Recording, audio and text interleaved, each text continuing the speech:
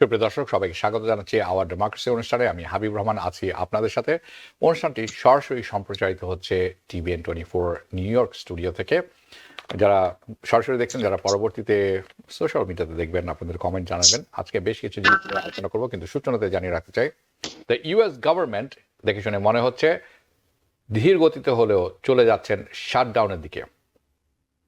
আপনারা জানেন গতকালকে ভোটাভুটি হয়েছে ইন দ্য হাউস, এবং এই ভোটে পরাজিত হয়েছে ট্রাম্প। বেসিক্যালি ট্রাম্প অ্যাপ্রুভ বিল, কীভাবে এটা মিস হয়ে গেল তার কাছ থেকে, সেটি আলোচনা থাকবে আজকে থার্সডে ইভিনিং, যেটির মধ্যে আছে একটি 2 year suspension of debt, federal debt limit. আপনারা জানেন যে ইউএস সরকারের একটি ধার্যকৃত নিজস্ব সেলফ ইমপ্লিমেন্টেড একটি ডেট সিলিং আছে, সেটি থাকতে পারবে না ট্রাম্পের ভাষ্য অনুসারে আগামী 2 বছর যখন উনি ক্ষমতায় থাকবেন। এটি যখন আমরা আলোচনা করছি, ট্রাম্প অ্যান্ড মাস্ক এই দুজনই এই বিলটিকে ডুবিয়েছেন, অর্থাৎ ব্যর্থ করেছেন। এটি একটি বাইপার্টিসান অর্থাৎ দুদলীয় প্যাকেজ ছিল। হাউস স্পিকার, আমরা যখন কথা বলছি, আমি কিছুক্ষণ আগেও দেখে আসলাম, আজকের শেষ পর্যন্ত সময় আছে এই আরেকটি নতুন বিল পাশ করার, এবং সেটি ইন্ট্রোডিউস করা হয়েছে, যেটি হাউসে এখন ভোটাভুটি চলছে বলে আমি জানি। সো বিল পাসও হয়েছে বলে আমরা শুনতে পাচ্ছি। এটির বিস্তারিত আমি জানি না এখনো, এটি আমরা তুলে ধরবো। সো যাতে করে পার্শিয়াল শাটডাউন যেটি আছে সেটি যদি না হয়ে যায়, যেটি হলে আগামীকাল মধ্যরাত থেকে, শনিবার মধ্যরাত থেকে গভর্নমেন্ট পার্শিয়াল শাটডাউন হয়ে যেত, যাতে এফেক্ট অনেক জায়গায় পড়তো। এখন আমরা শুনছি একটি বিল পাস হয়েছে। যেই বিলটি ব্যর্থ হয়েছে, এই বিলটিও 1500 পাতার, আমি অনেকখানি পড়ে দেখেছি। সো আরেকটি নতুন বিল পাস হয়েছে, আমি যতদূর শুনছি এটিও 1500-1700 পাতার হবে। কিভাবে তারা একদিনের মধ্যে এটি করে ফেললেন, দিস ইজ আ মিস্ট্রি। আমরা যখন এই কথা বলছি, ইউএস অফিসিয়ালস পৌঁছেছেন ডামেস্কাসে, সিরিয়ার রাজধানী। এটি হচ্ছে প্রথম US diplomatic mission to Syria গত 1 দশকে। যারা পৌঁছেছেন তারা আশা করছেন they will meet with the members of HTS, the armed Islamist group, যারা বাশার আল আসাদের গভর্নমেন্টকে সরিয়ে ক্ষমতায় এসেছেন এই মাসের প্রথম দিকে। এই মিটিংটি যখন তারা স্ক্যাজুয়াল করছেন বা হতে যাচ্ছে, এখন পর্যন্ত HTS US department of state ডিপার্টমেন্টের টেরোরিস্ট লিস্টের খাতায় আছে। অর্থাৎ America is going to sit down with the terrorist organisation and have a conversation. এই যখন আসছে, প্রশ্ন রয়ে গেছে, কুর্দিশ পপুলেশন যারা আছেন সিরিয়াতে, ইন সিরিয়া, তাদের কি হবে, তাদের ভাগ্য কোথায় যাবে? একজন কমান্ডার অফ দ্য ইউএস, একজন কমান্ডার, কুর্দিশ কমান্ডার, যেটি backed by US Syrian Kurdish forces, জানাচ্ছেন যে তারা স্বীকার করে নেবেন withdraw of any non Syrian, যারা সিরিয়ান নন কুর্দিশ ফাইটার্স কোথা থেকে, নর্দার্ন সিরিয়া থেকে তারা প্রত্যাহার করে নেবেন, যদি টার্কি তাদের সাথে একমত হন একটি কমপ্লিট সিজ ফায়ারের ক্ষেত্রে। অন্যদিকে ইসরায়েলের অবিরাম আক্রমণ চলছে একের পর এক গাজাতে।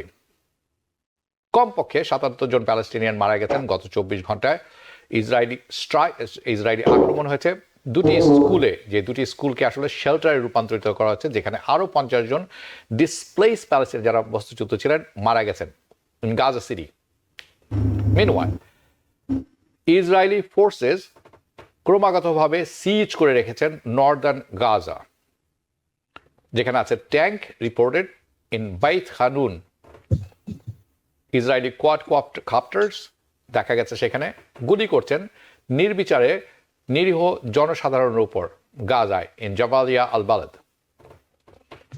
মিনওয়াইল ইউএনএ, ইউনাইটেড নেশনসের জেনারেল অ্যাসেম্বলিতে গত বৃহস্পতিবার সর্বসম্মতভাবে অ্যাপ্রুভ করা হচ্ছে একটি রেজুলেশন, যেটির উদ্দেশ্য হচ্ছে যাতে করে international court of justice ICJ assess করে ইসরায়েলের অব্লিগেশন, ইসরায়েলের যে দায়িত্ব আছে, যাতে করে যেই ডেলিভারি পাঠানো হয়েছে ইউএনের মাধ্যমে, international aid to Palestine in Gaza, সেটি যাতে পৌঁছে সঠিকভাবে। ইসরায়েল, আপনারা জানেন, রিপিটেডলি ক্রমাগতভাবে ব্লক করছেন entry to life saving aid into besieged Gaza territory. In the related news, Doctors Without borders জানাচ্ছেন যে নিউ রিপোর্ট পাবলিশ করেছেন তারা, সেখানে গত বৃহস্পতিবার আবারও, দ্যাট ইসরায়েলের যে war on Gaza, it's actually আপনারা শুনে নেবেন যে genocide on Gaza depicts clear sign of ethnic cleansing. No surprise there. The Wall Street Journal report করে জানাচ্ছে the official in the Syrian Kurd civilian administration সরাসরি appeal করেছেন Donald ট্রাম্পকে এবং প্রেশার দিচ্ছেন টার্কিশ প্রেসিডেন্ট আর্দোগানকে যাতে করে তারা সৈন্য পাঠায় সিরিয়াতে। মিডওয়াইল ফ্রি প্রেস ফ্রিডম গ্রুপ বলছেন তারা তীব্রভাবে নিন্দা জানিয়েছেন দুটি হত্যাকাণ্ডের। টু কুর্দিশ ওয়ামেন, দুজন কুর্দিশ মহিলা journalist Cihan Bilgin and Nazim Dashtan, তারা কি করছিলেন? তারা রিপোর্টিং করছিলেন on an attack on Tishrin ড্যামে on the outskirt of Kobani. দুজনে ইন্ডিপেন্ডেন্ট সাংবাদিক। কারা মেরেছে? Turkish drone. এই সমস্ত বিষয় আজকে আলোচনার জন্য আমার সাথে যোগ দিয়েছেন professor doctor Kabir Hossain, university of new Orleans. স্বাগত জানাচ্ছি আপনাকে, এবং আমার সাথে আছেন, আমাদের সাথে আরও আছেন আয়েশা দেওয়ান, টেকনোলজিস্ট অ্যান্ড পলিটিক্যাল অ্যানালিস্ট। স্বাগত জানাচ্ছি আপনাকেও। ওকে, অনেকগুলি বিষয় আছে, আমি চেষ্টা করবো একটি একটি করে আলোচনা করার। চলুন গভর্নমেন্ট শাটডাউন নিয়েই শুরু করা যেতে পারে। আমরা এই আলোচনা যখন করব, আমি আসলে খুব ডিসওরিয়েন্টেড বলবো, কারণ একদিকে আমি ইলন মাস্কের টুইট দেখছি, একদিকে আমি প্রেসিডেন্ট ট্রাম্পের টুইট দেখছি, আর এদিকে জেডি ভ্যান্সের টুইট দেখছি, সে মাঝখানে আবার বিস্ফোরণের মতো রামাস্বামী আবার কিছু বলছেন। আমরা রামাস্বামীকে বাদ দিলাম, আমি অ্যালেন মাস্কের টুইট দেখাবো কিছুক্ষণের মধ্যে।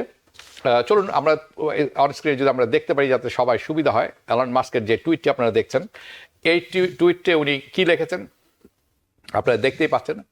যে আমরা যদি একটু বড় করে দেখতে পারি ফুল স্ক্রিনে, সবার জন্য খুব ভালো হবে যদি দেখা সম্ভব হয়, আর না হলে আপনার টুইটটি দেখে নেবেন। যেটি উনি বলছেন যে ইয়াস, অর্থাৎ উনি জয়ী হয়েছেন, এই বিলটিকে হারানো গেছে। গতকালকে এই বিলের কথা বলছি, হ্যাঁ, এবং তারা এই যে আনটিল জানুয়ারি পর্যন্ত কোনো বিল পাস করবেন না। We will be the 33 days। So এটি একটি কথা। পরবর্তী টুইটটি যেটি আছে সেটি আরেকটু বড়, আমরা যদি দেখতে পারি অন স্ক্রিনে। ওকে, এটি আরো ভীতিকর। উনি বলছেন যে কোনো সদস্য, হাউস অর সেনেট হোক, রিপাবলিকান সদস্য যদি হয়ে থাকে, ভোট দেয় এটির পক্ষে, এই বিলের পক্ষে, তাহলে আগামী বছর 2 বছর পরে যখন তার ইলেকশনটি হবে, তাদেরকে মেক শিওর করবে তারা প্রাইমারিতেই হেরে যান। ওকে, আমি আসছি, আমি যাবো ডক্টর কবির হোসেন আপনার কাছে। প্রথম কথা, ইলন মাস্কের যে কথাটি আছে, অনেকেই গতকালকে বলেছেন is Elon Musk is president. উনি কি ট্রাম্পকে ছাড়াই কথাবার্তা বলছেন না নিজেই একক আছে? এটি এককভাবেই উনি বলছেন কিনা? গভর্নমেন্ট শাটডাউনের একটি ব্যাপার ছিল, সেটি হয়তো অ্যাভয়েড করা যেতে পারছে। এই যে ইলন মাস্কের টুইটটি, what is the effect, number one. আর এই যে বিলটা পাস হলো না, যদি সত্যিকারই গভর্নমেন্ট শাটডাউন হতো, কাকে আসলে সাহায্য করতো এটি? ডেমোক্রেটদের, রিপাবলিকানদেরকে, ট্রাম্পকে, এলন মাস্ককে, কাকে? না, এটা কাউকে সাহায্য করতো না, আমেরিকান জনগণ সাফার করতো। এবং আমি জাস্ট একটু সিম্পলি কন্টিনিউ রেজুলেশন যেটা করছে, গত 47 ইয়ার্সে সাধারণত আমাদের ফিসক্যালে অক্টোবর 1 থেকে সেপ্টেম্বর 30 পর্যন্ত, গত 47 বছরে মাত্র 3 বার ওরা ফিসক্যাল ইয়ার শুরু হওয়ার আগে একটা অ্যাপ্রোপ্রিয়েশন বিল পাস করতে পেরেছে। এবং এক্সেপ্ট 3 টাইমস, মানে এটা একটা সব একটা মানে মানে রেওয়াজ হয়ে গেছে যে কন্টিনিউ রেজুলেশন, যে আগের বছর যে বিল পাস হয়েছে সে বিল উপর কন্টিনিউ করে until the final appropriation bill is passed. এখন যেটা হচ্ছে যে 2023 যে কন্টিনিউ রেজুলেশন ছিল, এটা ডিসেম্বরের 16 তারিখে শেষ হয়ে গেছে। এখন ওরা যদি আজকে শুক্রবারের মধ্যে মিডনাইটের মধ্যে পাস না করতে পারে, তাহলে গভর্নমেন্টের ফান্ডিং এবিলিটি থাকবে না কিছু কিছু নন এসেনশিয়াল জিনিস। এবং নন এসেনশিয়াল বলতে এখানে মানে মানে সোশ্যাল ওয়েলফেয়ার রিলেটেড অনেক ফ্যাক্টর আছে, অনেক সেক্টর আছে যেগুলো এফেক্টেড হবে, যাতে মানুষ সাফার করবে। কিন্তু আলটিমেটলি কি হয়, আবার অনেকেই একটু ঠাট্টা করে বলেন যে ফেডারেল গভর্নমেন্টের ফেডারেল এজেন্সি গুলো আসলে এটা একটা মানে পেইড লিভের মতো। এটা কখনো হয়নি যে ওরা আসলে কোনো কিছু লুজ করেছে। আপনি জানেন যে ট্রাম্পের সময় 2 বার, ওবামার সময় 1 বার, ট্রাম্পের সময় it went up to 35 days. এই 35 days ফেডারেল এমপ্লয়ার কোনো কাজ করেনি, কিন্তু ওরা যখন আবার অ্যাপ্রোপ্রিয়েশন বিল পাস হয়েছে ওইটার মধ্যে একটা ক্লজ থাকে they get the back pay. না, সমস্যার যেটা আপনি বললেন যে আমেরিকা চালাবে কে, তিনটা অর্গান আছে তাই না, এটা দি ইলেক্টেড দি কংগ্রেস, কংগ্রেসের আইন প্রণয়নের ক্ষমতা। এই যে এলন মাস্ক এবং রামাস্বামী যারা আনইলেক্টেড লোকজন department of government efficiency create করেছে এবং ওরা ছড়ি ঘুরাচ্ছে। এবং আপনি যদি দেখেন যে ডোনাল্ড ট্রাম্পের আশেপাশে সব বিলিয়নাররা ছড়াছড়ি, এবং অনেক একটা এস্টিমেট দেখা গেছে যে তার ক্যাবিনেটের যেই ফাইন্যান্সিয়াল পাওয়ার পৃথিবীর অর্ধেক দেশের নাকি এই ধরনের মানে তাদের সেই জিডিপিও এর সমানের বেশি। তো এখন এই one of the representative for Democratic party বৃদ্ধ মহিলা উনি বলেছেন যে আমাদের বেসিক্সে ফিরে যাওয়া দরকার। we should be allowed to run our affairs, not third party telling us. আপনি যে কথাটা বললেন পয়েন্টেডলি, এটা কি Elon Musk president? Elon Musk president না, ডোনাল্ড ট্রাম্প ইজ এ গাগুমান। সে আসলে এলন মাস্ককে ইউজ করছে, এই লোক বুঝতে পারছে না যে তার কথাই ওভাবে বলছে। এবং এটা দিয়ে যে জিনিসটা করতে চাচ্ছে আসলে, যে 2 বছরের যে ডেট লিমিটের কথা, সবচেয়ে ইন্টারেস্টিং ব্যাপার আপনারা ভালো বলতে পারবেন যে এই ডেমোক্রেটরা republican always against this debt limit. এবং হিস্টোরিক্যালি দেখা গেছে during the republican administration American budget deficit বেড়েছে, ডেট লিমিট বেড়েছে। লাস্ট টাইম যেটা হয়েছে ওবামার সময় যে আমাদের বাজেট ডেফিসিট হাই ছিল, কিন্তু ট্রাম্পের সময় এটা আরো অনেক বেশি বেড়েছে, $33 ট্রিলিয়ন। এখন তাদের পলিটিক্যাল ক্যালকুলেশনটা হলো মানে ডোনাল্ড ট্রাম্প ক্ষমতা আসতে সবকিছু ক্লিন করে 2 বছরে যদি একটা এগ্রিমেন্ট সে করতে পারে, সেটা হয়নি বাই দ্য ওয়ে, কিছুক্ষণ আগে যে বাজেট বিল পাস হয়েছে ওটার মধ্যে সেটা নেই, তাহলে তার পথটা খোলা হয়ে গেল, সে ইজিলি রান করতে পারবে। কারণ 2 বছর পরে তাকে এখন থিঙ্ক করতে হবে যে ভূমির দোষ মানে পরাজয় হয়েছে ডেমোক্রেটদের, সেটা কিন্তু থাকবে না সেদিন। সাধারণত হিস্টোরিক্যালি দেখা গেছে যে মিড টার্ম ইলেকশনে সাধারণত সিনেট অথবা কংগ্রেস একটা লুজ করলে তো যে সে অপ্রতিরোধ্য ডোনাল্ড ট্রাম্প সেভাবে রাষ্ট্র চালাতে পারবেন না। আর আপনি জানেন say this is his last term, তাই না? সে লেম ডাক প্রেসিডেন্ট। এখন সে কিছু করে যেতে চায়, এবং তাকে যে সমর্থন করেছে যে রিপাবলিকান যে কনজারভেটিভ ভ্যালুস, অনেক ভ্যালু আমি লাইক করি, নট ব্যাড, কিন্তু যেইভাবে যে যে মানে একটা সেগমেন্টকে উনি প্রমোট করার চেষ্টা করতে এক্সপেন্স অফ বৃহত্তর আমেরিকান জনগণ, সেটার বিরুদ্ধে আমি। এবং এই বাজেট ইয়েতে তার একটা চপেটাঘাত হলো আজকে, কিন্তু যেটা আপনি ভুল বলছেন, প্রথমটা ছিল 1700 পেজের, তারপরে এটা হয়ে 116, এখন 118 পেজের। তারা ইচ্ছা করলে তারা can come to a conclusion, right? অনেক এটা জানি যে ওভার 2/3 মেজরিটি, এটা একটা টেকনিক্যাল টার্ম, যেহেতু 2/3 এর উপরে আছে, এইটা পাস করাতে কোনো অসুবিধা হবে না। এখন সিনেটে যাবে, সিনেট যদি সাইন অফ করে দেয়, কারণ এটাতে ডেমোক্রেটতে ইয়া দিয়েছে, সায় দিয়েছে, এটা পাস হয়ে যাবে। আমার মনে হয় আজকে রাতের মধ্যে পাস হয়ে যাবে। বাই উইকেন্ডে যদি এটা সাইন হয়, তাহলে কে কোনো মানে ফেডারেল গভর্নমেন্ট শাটডাউন কোনো একটা ইম্প্যাক্ট পড়বে না, এইভাবে আমি দেখি। হ্যাঁ, আমাদের কাছে শেষ তথ্য যেটি আসে সেটি পাস হয়েছে কন্টিনিউড রেজলিউশন, এবং এটি মার্চের 14 তারিখ পর্যন্ত বলবৎ থাকবে। দর্শক, আপনারা যারা দেখছেন, 2 ধরনের বিল হয়ে থাকে, CR which is continuing resolution, আর একটি হচ্ছে আমনিবাস বিল। দুটি পার্থক্য আমরা আরেকদিন তুলে ধরবো স্কোপের বাইরে আজকে। ওকে, আমি ধন্যবাদ আপনাকে। আমি যাব আয়শাদন আপনার কাছে। অনেকেই গতকাল টুইট করেছেন, বলেছেন যে এলন মাস্ক কি প্রেসিডেন্ট হয়ে গেলেন, ওয়ার ইজ ট্রাম্প, এই বিলটির ব্যাপারে। এবং আপনি দেখেছেন যে আমরা কি দেখেছি এর মধ্যে, যে প্রশ্নটি আসে, আমি জেডি ভ্যান্সের একটি টুইট আছে, সেটি দেখাতে চাই অন স্ক্রিনে, এবং সেটিও যদি ভালো মতো দেখানো যায় তারপর আমি এই আলোচনা যাব। এটি হচ্ছে জেডি ভ্যান্সের একটি টুইট। এটি আমি দুটি পাতায়, এটি হলো প্রথম মনে হয়, পরেরটি যদি আমরা একটু দেখি। Okay, this is second page. Basically সারাংশটি হচ্ছে এরকম যে এই যে বিলটি আছে, এই বিলটি আসলে পাশ করানো উচিত হবে না, এবং এই বিলটি তাদের পক্ষে নয়, কিন্তু আবার অবস্থা দৃষ্টিতে মনে হয় যে উনি এটির পক্ষেই কথা বলছেন। কিন্তু পরবর্তীতে ট্রাম্প যখন আসলেন, তখন ট্রাম্পের টুইটটি দিলেন। এটি আমরা দেখছি, যদি কোনো রিপাবলিকান এই বিলটি পাশ করতে চায়, মানে তাহলে উনি বেসিক্যালি থ্রেট দিচ্ছেন। উনি বলছেন যে এই ডেট সিলিং থাকতে পারবে না আগামী 2 বছরের জন্য, এবং এই ধরনের বিলটি আসলে পাশ করাতে হবে যখন ডেমোক্রেটরা আছে, যাতে এটি দায়িত্ব আমি নিব না, আমার সময় এই ধরনের কোনো বিল আমি পাশ করাবো না। ওকে, এবং এই ধরনের যেগুলি আছে সেগুলি পাশ করাতে হবে এই ইয়ার আগেই, আমি ক্ষমতা নেওয়ার আগেই। আশা দেন আমি আপনার কাছে যাব। একটি ব্যাপার পরিষ্কার, the lack of coordination in Republican team is পরিষ্কার। আপনি মাইক জনসন হয়তো আমার মনে হয় ধরেই নিয়েছেন উনি যে বিলটি আনবেন সেটি ট্রাম্প সমর্থন করতেনই। আরেকটি হচ্ছে ওনার মাস্ক এসে এমনভাবে আক্রমণ করবেন সেটিও হয়তো উনি বুঝেননি।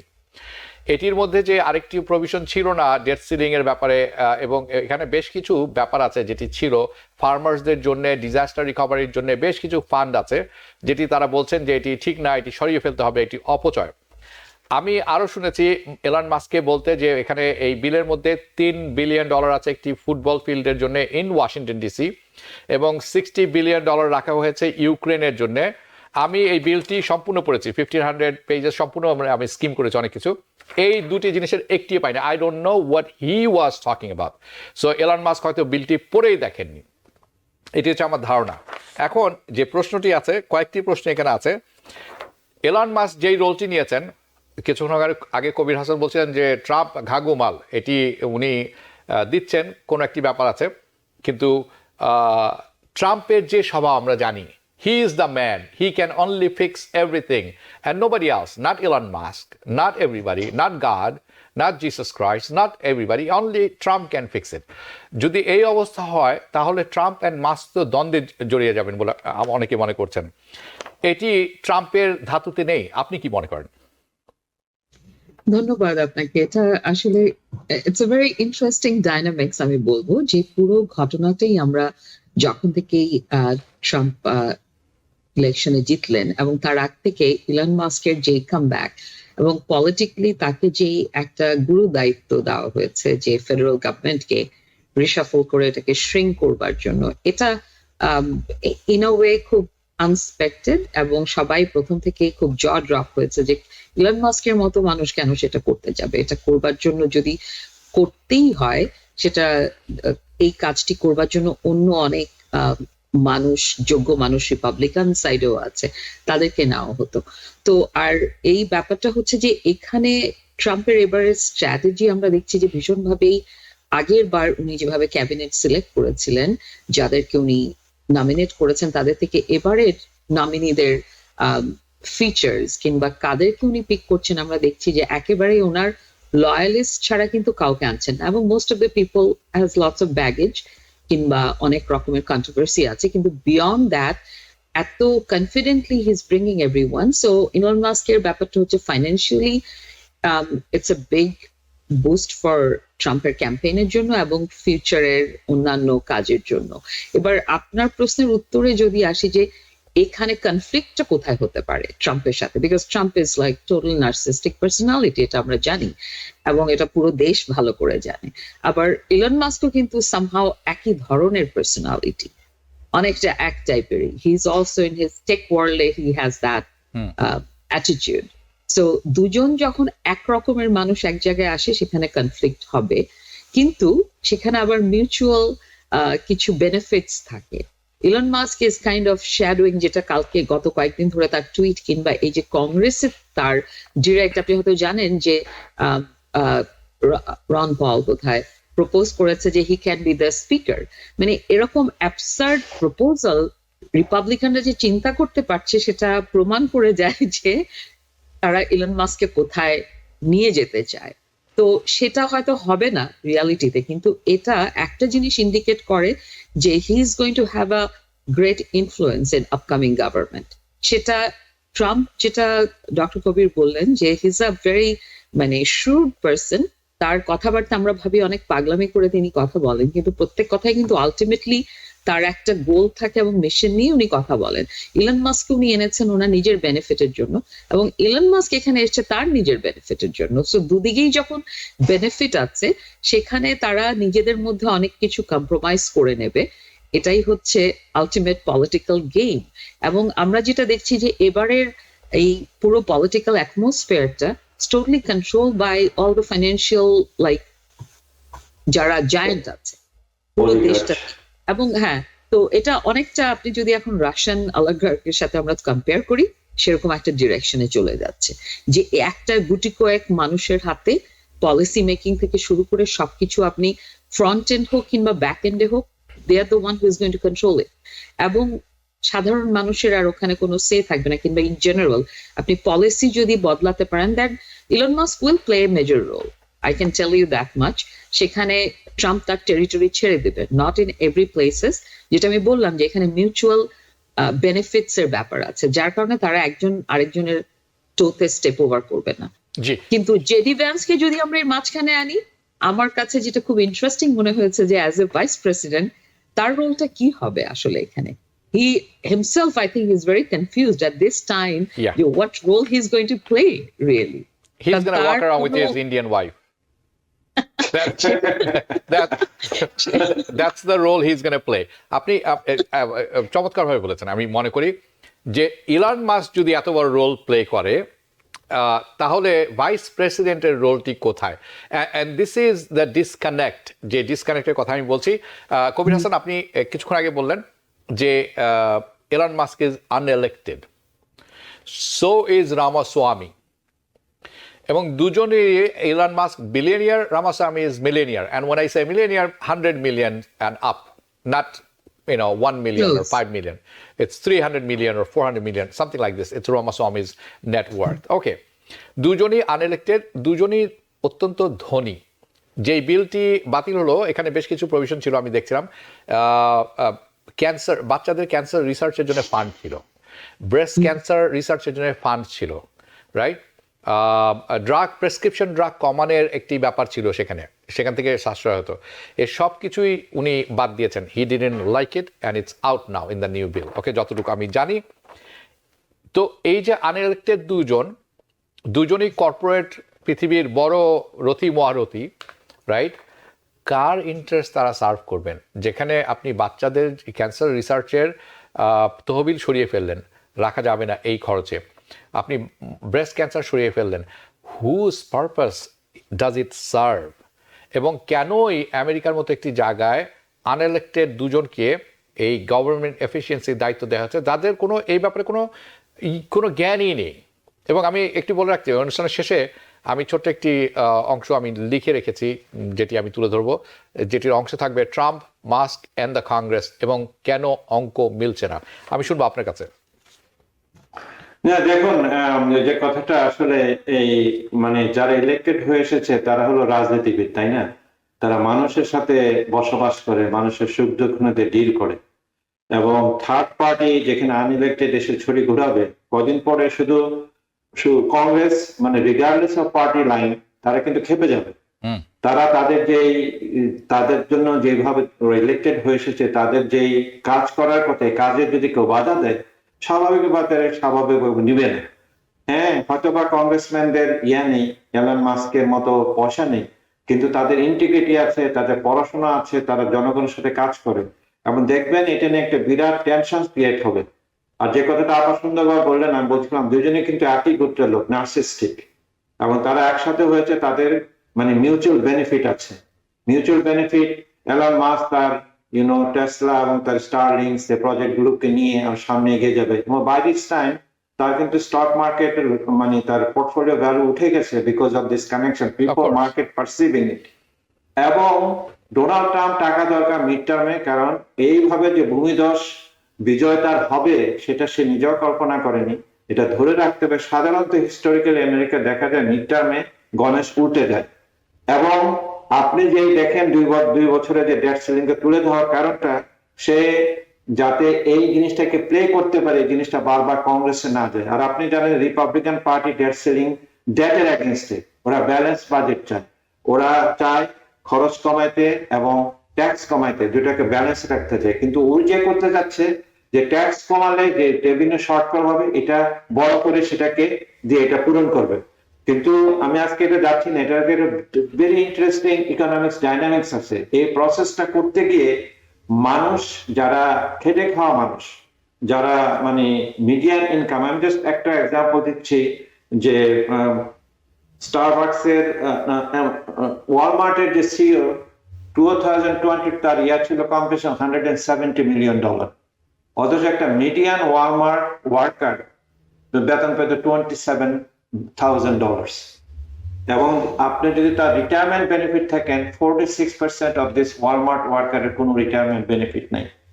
এই যে ট্রাম্পের পলিসি যে ডেট বাড়ানো, এই ডেটটা আলটিমেটলি তার যে অলিগার্চ আছে অলিগার্চে ইনডাইরেক্টলি হেল্প করা at the expense of working class.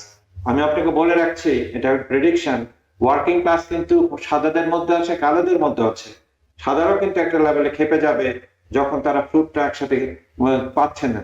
এবং এই ডেট সিলিং এর ব্যাপারে কিন্তু আপনি জানেন অনেক কিছু আছে। ইচ্ছা করলে 14th অ্যামেন্ডমেন্টে মানে প্রেসিডেন্ট বাইডেন ইচ্ছা করলে ইয়ে করতে পারেন, সে কিন্তু এটা করতে চান না। আবার আমি একটা জিনিস শিখলাম এটা করতে গিয়ে আজকে আসার আগে, যে US treasury can create coin, they can create $1 trillion coin, এবং সে কয়েন পড়া ফেডারেল গভর্নমেন্টকে দিতে পারবে ব্যয় করার জন্য।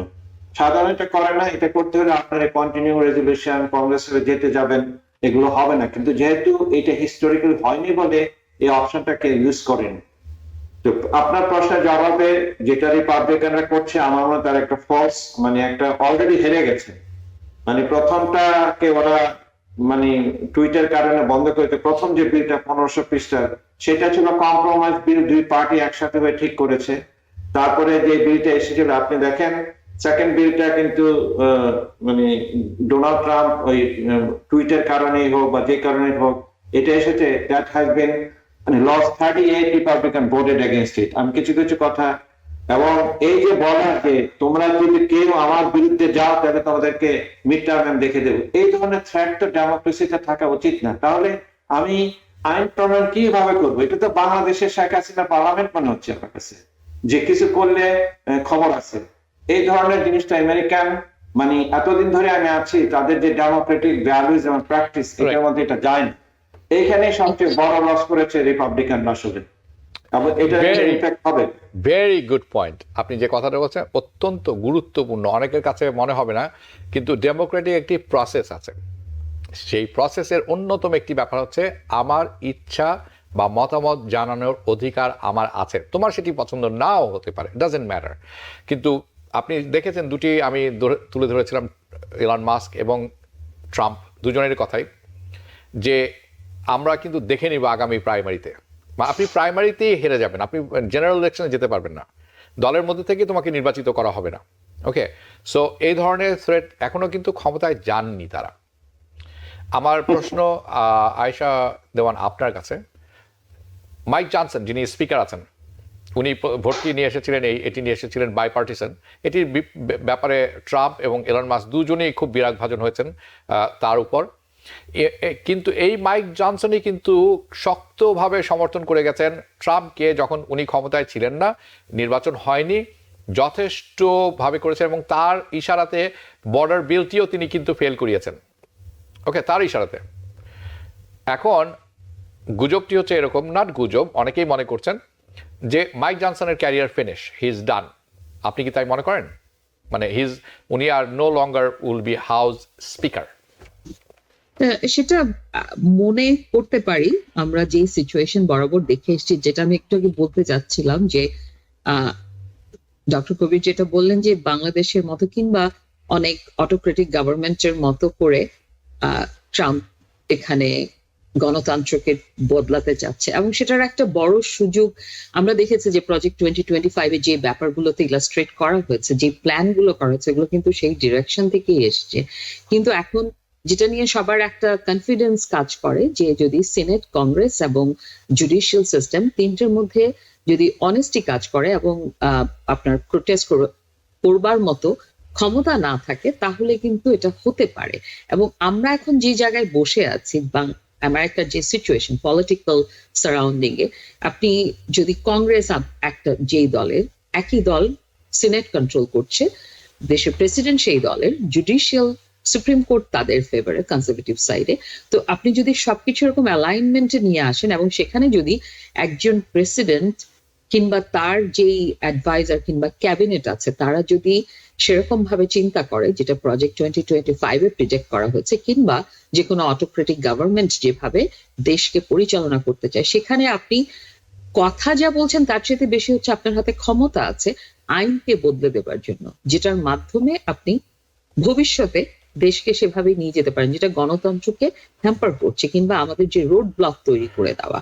কারণ একবার সেরকম সিস্টেম হয়ে গেলে, আমেরিকায় আমরা জানি যে কনস্টিটিউশনে বহু কিছু হচ্ছে লিপ অফ ফেইথ। আমাদের প্রেসিডেন্টরা অনেক কিছু ইন্টিগ্রিটি, অনেস্টি নিয়ে কাজ করেন, যেটা কিন্তু কনস্টিটিউশনে লিখে দেওয়া হয়নি যে আপনাকে ট্যাক্স রিটার্ন সাবমিট করতে হবে, আপনার ফ্যামিলি, বিজনেস কিংবা হোম থেকে আপনাকে নিজেকে উইথড্র করতে হবে। এটা কোথাও লেখা নেই। এটা with the honesty and integrity আপনি দেশকে সার্ভ করবেন বলেই আপনি সেগুলো থেকে নিজেকে উইথড্র করেছেন কিংবা সেটা পাবলিক করেছেন। তো এই ব্যাপারগুলো, এটা হচ্ছে অনেকটা আমাদের গণতান্ত্রিক পন্থার উপর যে বিশ্বাস কিংবা যে নিয়মতান্ত্রিকতা আমরা এতদিন মেনেছি, তো সেই ব্যাপারটা থেকে কিন্তু আমরা বেরিয়ে আসবার, এখানে আমরা একটা বেরিয়ে আসবার চেষ্টা দেখছি। তো এই জন্য এই চেষ্টাটা যদি সত্যি সত্যি সেই দিকেই যেতে থাকে, তাহলে মাইক জনসনের অবশ্যই ক্ষমতা হারাবার সম্ভাবনা অনেক বেশি। এবং আমরা জানি যে যদি ট্রাম্প কারো উপর, যে এর আগে আমরা দেখেছি কংগ্রেসে যখন 3বার লিডারশিপ চেঞ্জ হয়েছে ম্যাকার্থির পরে ভোট দিয়ে, যেমন যে ট্রাম্পকে চায়নি তার সাথে সে কিন্তু আসতে পারেনি, যদিও তিনি তখন রিপাবলিকান পার্টির চিফও ছিলেন না, প্রেসিডেন্টও ছিলেন না। সেই অবস্থাতে বাইরে থেকেই হি ইনফ্লুয়েন্স দ্যাট মাচ। তাহলে অবশ্যই আগামীতে যখন তিনি প্রেসিডেন্ট হবেন, কংগ্রেসে যখন রিপাবলিকান পার্টি লিড করবে, তখন তাদের লিডারশিপে যে আসবেন সেটা অবশ্যই তার পন্থা অবলম্বী মানুষকেই আসতে জি। হবে। এটাই স্বাভাবিক। যদি এখন জনসন থাকেন, তাকে তার সাথেই যেতে হবে। তো সেটা একটা বিল দিয়ে হয়তো আমরা জাজ করতে পারবো না। We have to wait and see যে তার ক্যারিয়ার কোন দিকে নিয়ে যায়। কিন্তু যেটা বললাম যে ওভারঅল পলিটিক্যাল যে অ্যাটমসফিয়ার আমাদের এই আমেরিকার গণতান্ত্রিক পন্থার, যেটার উপর অগাধ বিশ্বাস মানুষের, এখন কথা হচ্ছে যে সেটা আমরাই কিন্তু আমাদের জনগণরাই ভোট দিয়ে, সে তো ল্যান্ডস্লাইডিং ভিক্টরিতে তিনি ক্ষমতা এসেছেন। এখন তার হাতে একইভাবে কংগ্রেস তাদের কাছে গেছে, সিনেট তাদের কাছে গেছে। তো সেটা পুরোটাই জনগণের ম্যান্ডেট নিয়ে হয়েছে। যেহেতু আমরা আমাদের গণতান্ত্রিক পন্থায় বিশ্বাস করি, সেহেতু আমাদেরকে এটা মানতে হবে যে মেজরিটি পিপল ওয়ান্টেড দেম, সেজন্যই তারা ক্ষমতায় গেছেন। Yeah. এবং যাওয়ার পরে যদি তারা এখন সেখানে পরিবর্তন আনেন, সেটাকে কিভাবে সেটা ফিউচার ইম্প্যাক্ট করবে, that's G. Hour political future, কিংবা আমাদের দেশের ভবিষ্যৎ সেখানে নির্ভর করছে। তবে এই মুহূর্তে যা কিছু আমরা দেখছি, যেভাবে ক্যাবিনেট সিলেকশন হচ্ছে, যেভাবে সবকিছু রোল আউট করছে, যেটা আপনি বললেন, যারা non elected people are also influencing the political atmosphere, not only political. একটা ফেডারেল গভর্নমেন্টের মধ্যে এত বড় একটা হিউজ অ্যাডমিনিস্ট্রেটিভ যেটা সিস্টেম, সেখানে আপনি রমাসামি কিংবা যদি ইলন মাস্কের মতো মানুষকে সেখানে হচ্ছে, এবং জায়েন্টরা, ফাইন্যান্সিয়ালি যারা জায়েন্ট, তারা এটাকে কন্ট্রোল করবার চেষ্টা করছে পুরো অ্যাডমিনিস্ট্রেশন। আমার বিশ্বাস যে যেটা বলা হচ্ছে যে শ্রিঙ্ক করবে ফেডারেল গভর্নমেন্ট, এটা ঠিক শ্রিঙ্ক করবে না। আপনি হয়তো লে অফ করে দেবেন ফেডারেল এমপ্লয়ি, তারপর আপনি এগুলোকে কন্ট্রাক্টে দিয়ে দেবেন। So it's also a business game, because you need people to serve the do the work. কাজ তো কাউকে করতে হবে। তো আপনি number of people are going to come back, G. not maybe directly in the government payroll, but এটা আরেকভাবে এসে ঢুকবে, এবং সেটা কারা কন্ট্রোল করবে? It is going to be in their hand. G. So এটাই হচ্ছে সিচুয়েশন। জি, ধন্যবাদ। আমি জানি কবির হাসান আপনি কিছু বলতে যাচ্ছেন। শেষ প্রশ্ন এই বিষয়ের উপর, খুব দ্রুত আমরা সরে যাব এখান থেকে, আমি আন্তর্জাতিক বিষয়ে চলে যাব। এই যে ল্যাক অফ কোঅর্ডিনেশন আমরা দেখতে পাচ্ছি in Republican party right now basically, এবং তারপর 35 জন অথবা 38 জন কংগ্রেসম্যান রিপাবলিকান যারা বিপক্ষে ভোট দিয়েছেন এই বিলটির। হ্যাঁ, তো এটিতে ডেমোক্রেটরা কিভাবে এটির সুবিধা নিতে পারেন বলে আপনি মনে করেন?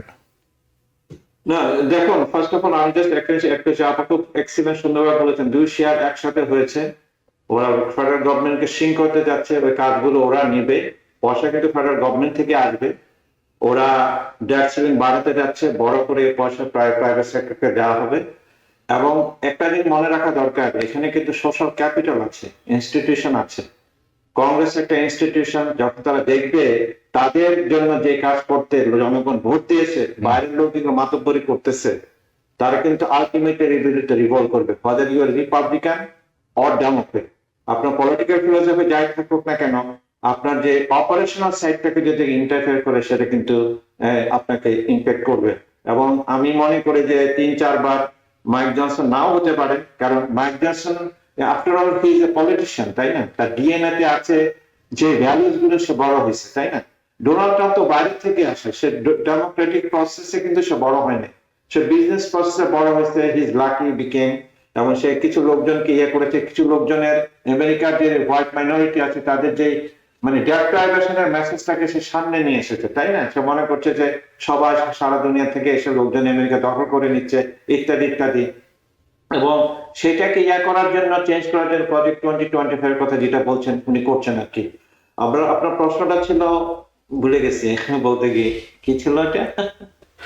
ডেমোক্রেটরা কি এটি এই যে ডেমোক্রেটরা ডেফিনেটলি এটার একটা নিবে। Democrat already I think is winning the game, তাই না? মানে ওরা কম্প্রোমাইজে এসেছে, কম্প্রোমাইজ করতে দেয়নি, তারপর ভোট এসেছে, তারপর সেখানে সে রিপাবলিকানদের সামনে নিয়ে এসেছে, এবং ফ্লোরে ডোনাল্ড ট্রাম্পের বিরুদ্ধে কথা বলা উচিত বলে টেক্সাসের যে লোক যেভাবে কথা বলেছে, এই ধরনের সাহস যদি নিয়ে আসতে পারে আরো কিছু ডেমোক্রেটদের, আপনারা জানেন খুব থিন মেজরিটি, এবং যে শর্ট স্প্যান্ডিং কিন্তু কংগ্রেস থেকে শুরু হয়, তাই না? এবং 4-5টা লোকজনকে এরকম পাগলা যদি তৈরি করতে পারে, তাহলে ডোনাল্ড ট্রাম্প কিন্তু ইচ্ছা করলেও যা ইচ্ছা তাই করতে পারবে।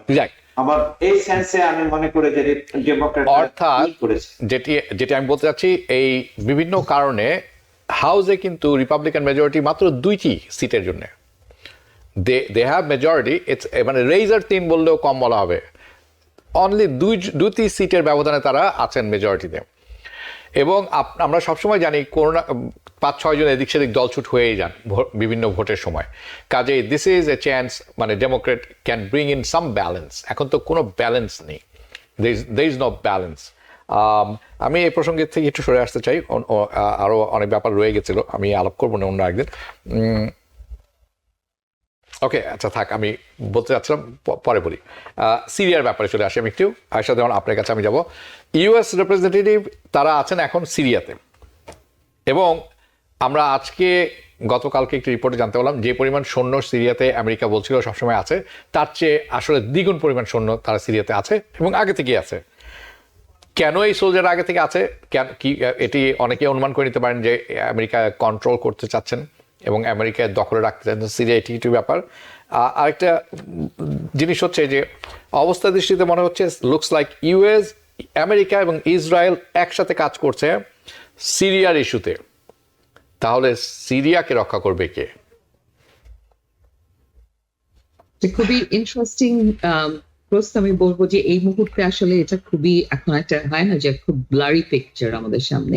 তো আপনার প্রশ্নের প্রথম ভাগটা যেটা ছিল যে আমেরিকান সোলজাররা সেখানে আছে, সো ওটা 900 এর মতো তারা বলেছে যে অফিসিয়ালি আছে, এবং আমরা জানি ওটার ইন্টারেস্টটা ছিল কার্ডিসদের সাথে করবার জন্য, আইসিসকে প্রিভেন্ট করবার জন্য। That was the main purpose, যেটার জন্য আমেরিকা সেখানে সোলজার পাঠিয়েছে কিংবা রেখেছে।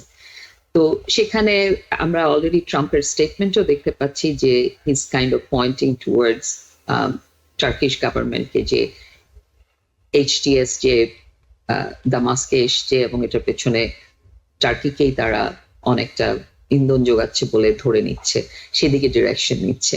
তো এবং এর মধ্যে আমরা দেখছি সেখানে আলোচনায়ও যাচ্ছে। তো যেটা মিডল ইস্টের এখন যে সিচুয়েশন আমরা দেখছি যে এটা অনেকটা এইচটিএস যেভাবে এটাকে রিজলভ করতে চাচ্ছে সেটা হচ্ছে যে তারা ইরাকের কাছ থেকে একটা লার্ন লেসন হয়েছে। ইরান এখানে অনেকটা ইনঅ্যাক্টিভ হয়ে গেছে, একটা ভ্যাকিউম তৈরি হয়েছে এখন সিরিয়াতে। রাশিয়া সেখান থেকে, রাশিয়া এবং ইরান যেহেতু অনেকটা ব্যাক বেঞ্চে চলে গেছে, so there is a big vacuum যে ইন্টারন্যাশনালি কারা এখানে এখন ইনফ্লুয়েন্স করবে।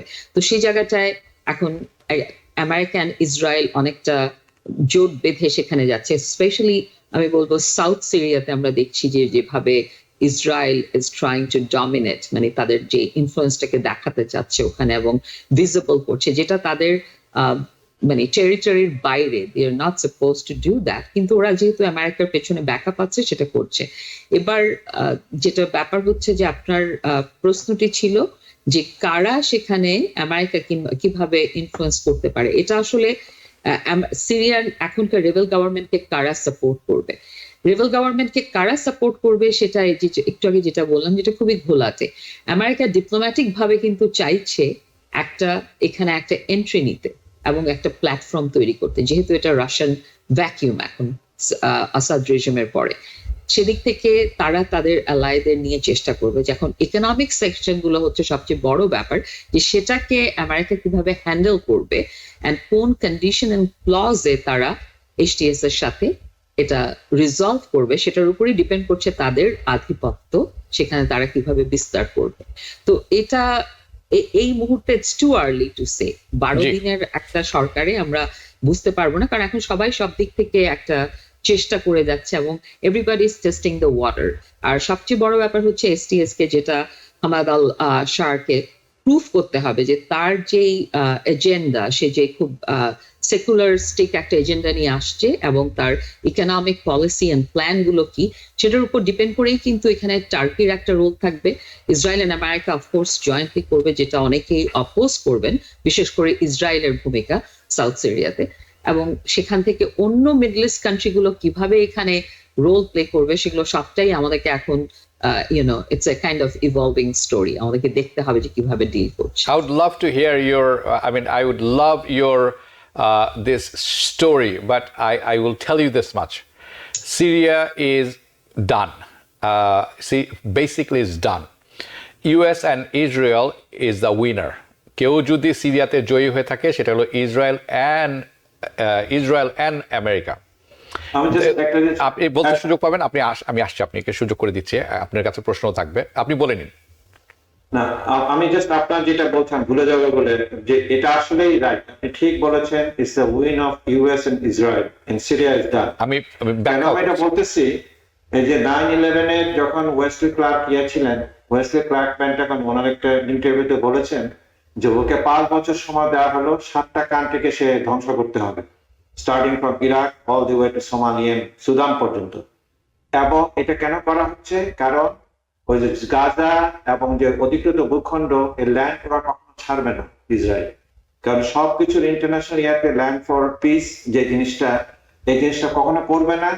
কিন্তু টেরোরিজম যে তারা যখন করতে যাবে, যে বিভিন্ন ধরনের ওদেরকে টেরোরিজম ট্যাগ দিবে, যারা ওদেরকে সাপোর্ট করছে নেইবারিং স্টেট গুলো, তাদেরকে দুর্বল করে দেওয়া, তাদেরকে ডিপপুলেট করা অথবা তাদেরকে ডিরিজন করা, এই জিনিসটার পেছনে আমেরিকান এবং ইসরায়েল একসাথে কাজ করে যাচ্ছে। আজকে যেটা পিসের কথা বলছেন, it has been desert over this many years, 3 million people died and many people displaced from the different countries. Okay. তো এটা আসলে এই জিনিসটা নিয়ে অনেকেই কথাটা বলে না কেন আমি জানি না। আলটিমেটলি যেখানে আমেরিকা গিয়েছে ওখানে আসলে পিস হয়নি, ওরা দেশটাকে whatever way functioning এটা ধ্বংস করে দিয়েছে।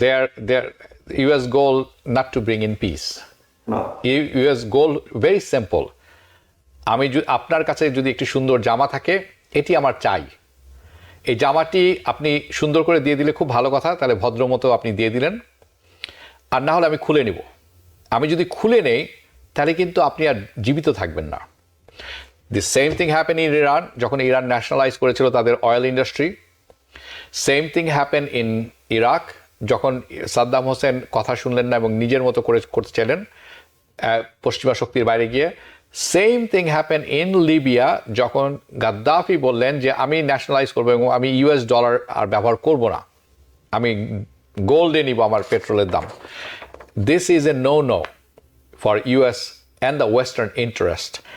When it comes to Syria, সিরিয়ার ইসরায়েলের যে গ্রেটার ইসরায়েলের যে চিত্রটি আছে সেটি বাস্তবায়ন করতে হলে তাকে সিরিয়ার অনেক জায়গা নিতেই হবে, জর্ডানের অনেক অংশ নিয়ে নিতে হবে, সৌদি আরবের অনেক অংশ নিতে হবে। কিভাবে নেবেন? এটি তো আগামীকাল নেওয়া সম্ভব নয়। তাহলে কি করতে হবে? এটিকে ভাঙতে হবে। আমি আপনাদেরকে গ্যারান্টি দিয়ে বলতে পারি, দর্শক আপনারা যারা দেখছেন তাদেরকে বলতে পারি, Syria will become 3 nation, not 1। একটি অংশ হবে আলাপ্পোর ওদিকে, যেখানে টার্কিশ অধ্যুষিত অধিবাসীরা আছে, একটি হবে কুর্দি অধ্যুষিত, এবং একটি হবে সুন্নি অধ্যুষিত সিরিয়ান।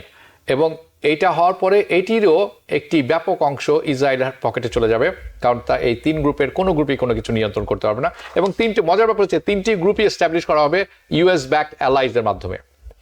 এটি একটি game, it's a very interesting game.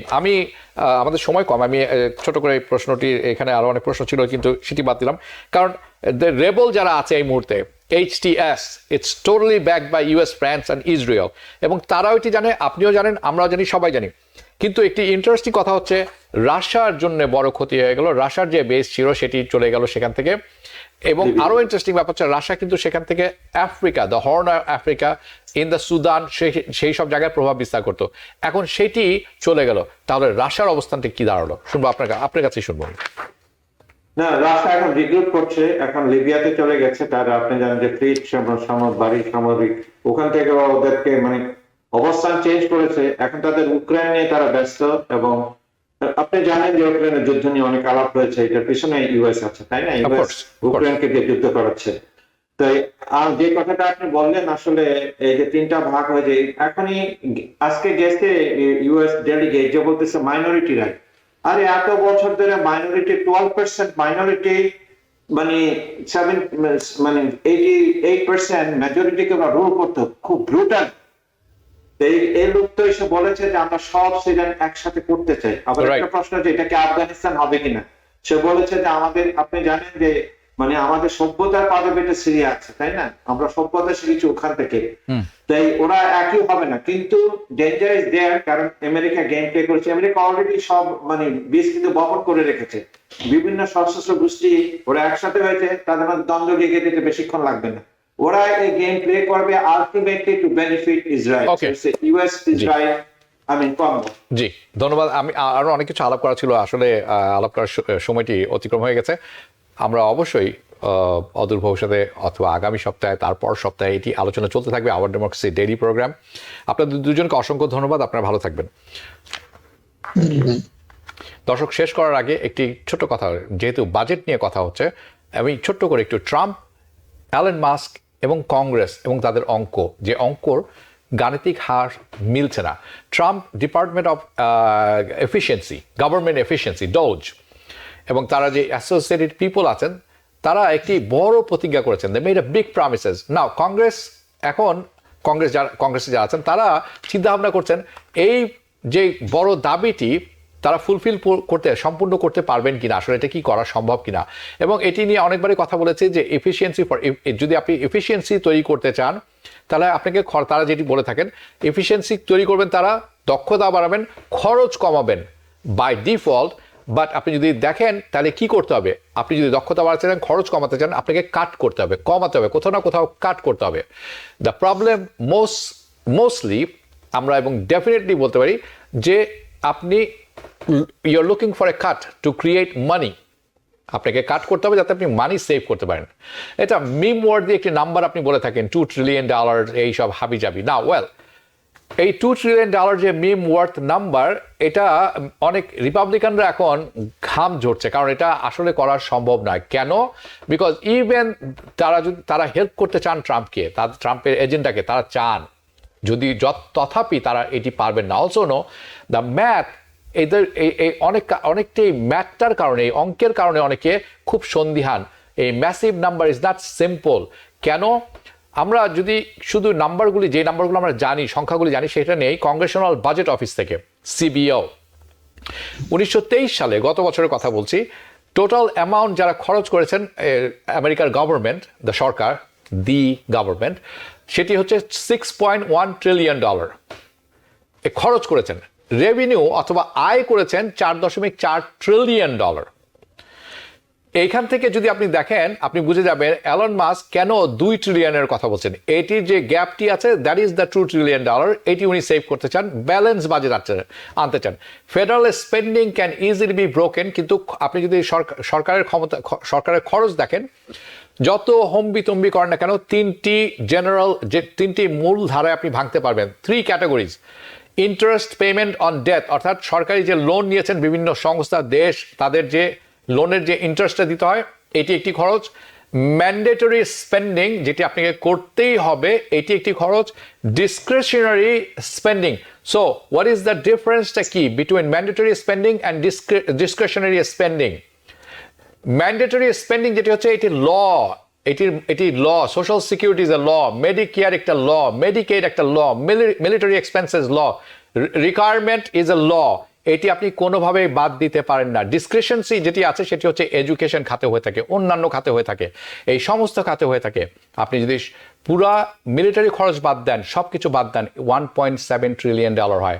তাহলে আপনি $2 ট্রিলিয়ন কিভাবে কাটবেন $1.7 ট্রিলিয়ন দিয়ে? এটা সম্ভব না, এই ম্যাথ মিলছে না। ইলন মাস্কের কথা টোটালি বোগাস। সবাই ভালো থাকবেন, শুভরাত্রি।